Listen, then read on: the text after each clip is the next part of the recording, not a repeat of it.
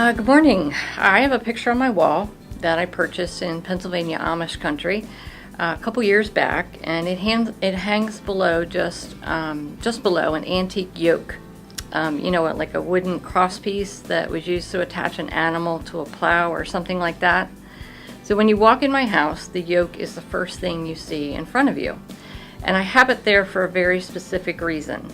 Every time I come into the house or I go into the living room, it's an in-your-face reminder to me to not go too long without rest. Well, I don't know why. Why does that remind me of rest? Well, you see, I had an Amish art store clerk modify the picture that hangs below it to include the verses from Matthew, the 11th chapter.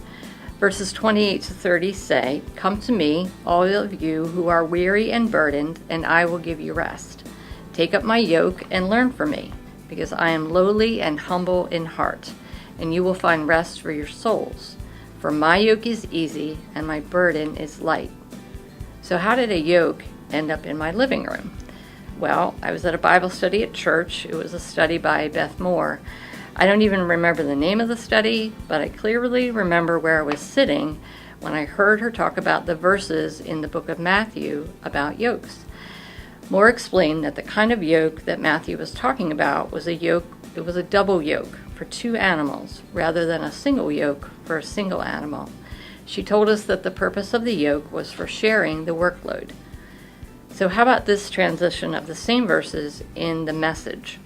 It says, "Are you tired? Are you worn out, burned out on religion?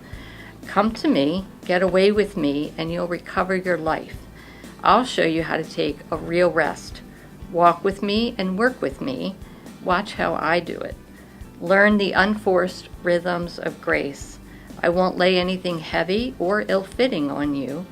Keep company with me, and you'll learn to live freely and lightly."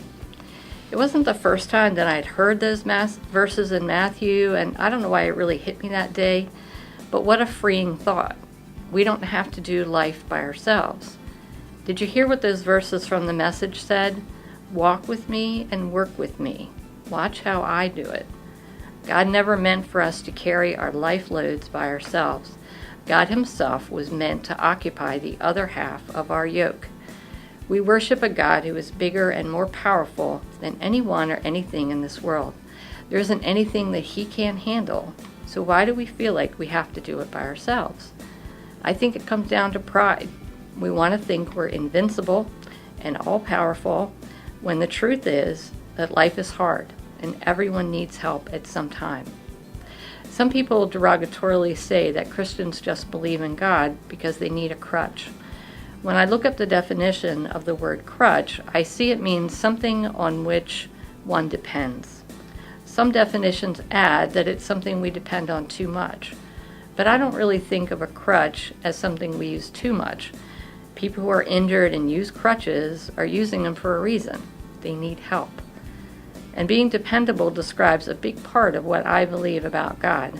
I do believe he's someone that I can depend on.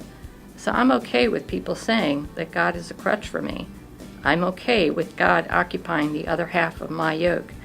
I need all the help I can get in this world. So what are you going to use to remind you to let God help you? I think I'll keep using my yoke.